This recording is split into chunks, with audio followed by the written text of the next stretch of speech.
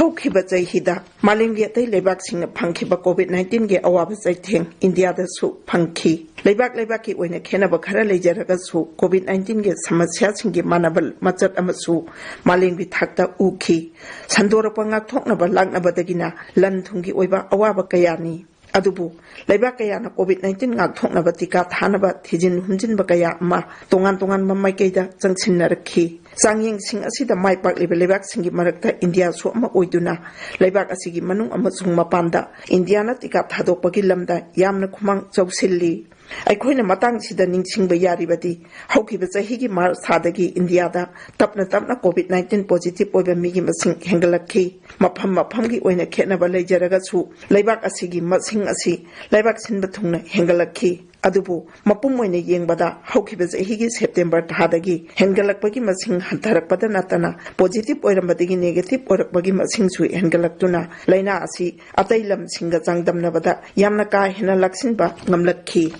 Laina asi Jayol gi hisapta yengba matamda chawrakna chahi asigi February tha hogalakpadagi masing hengalakpagi mawong ama lakpa sina lebak miyamda nauhongna na mipai halai Manipur gi oinadi nongmada masing tara yaudre hairaga su apunba India gi hengalakpagi chang asi tapna amuk hengalai nongmagi masing asi lising tara mathoiromda hantharurabasu hauji lising tara mangaromda haigalai ba asi lebak ahum marida oiraga su haujik lairiba chathok chasingi pambai hagatlakpanina lebaki machi amadagi amada sandolakpasi yamna thuna hektamak lakpa yai Adumakna Maharashtra gi mafam kharadati lockdown amuk hana thamjinkhre aduga Manipur sarkar na anoba inot ama lakpagi mami yenglaga lebak kharadagi lakpa aeroplane passenger sing airport ta test tawragani haina lauthokhrabani masina taklibadi Manipur da hujik laksille hariba phibam asi cheksinba khara he watpada mathak makha olakpa yai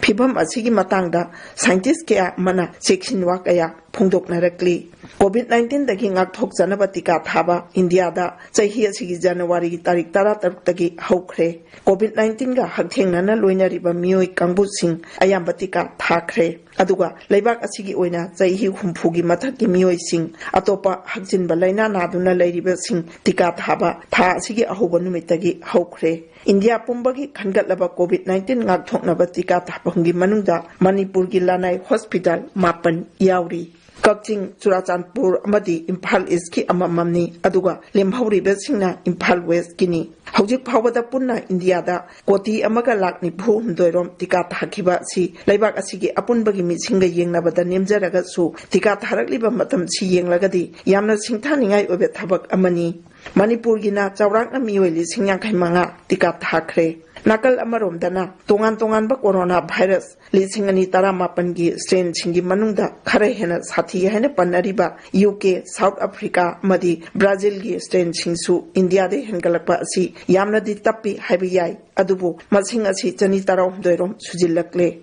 masigi manungda hena launa galli hairiba UK gi strain asigina sama marphutare ni COVID-19 sandokpa laksin bangamdana leiriba lebak singda anoba strain sing asigi sandolakpagi chang ka hena wangkhalakpa malemgi oina oitokpa yai India gi sarkar na su lebak sing asidagi lakpa mioi singda khurak hangdana test tawhalli aduga anoba lam chatpagi maru oina UK Europe amadi Middle East gi lebak singdagi lakpa singi niti niyam ama lauthokre Sarkar na lauriba thaudang sing asina laina asi laksin na pandam ama thamlaga su virus asigi hongla iba mawong kaya si yenglaga samasya si hektamak loisin khiroi haibasimadi sengle aduna lanai miyoi singna laina si changlak danaba chanaba lamchat ngakbagi tangai phatab amadi adumak leiri Hojik pangliba tika sing asina coronavirus asigi strain khudingmak akthopa ngambra haibadagina tasing namak tika sing asi COVID-19 ngakthoknaba chapchaba haibadura haiba phawada wahang kaya leiri adubu hojik phawbigi oinadi changsilliba lambel asida khumang phajana chawsilli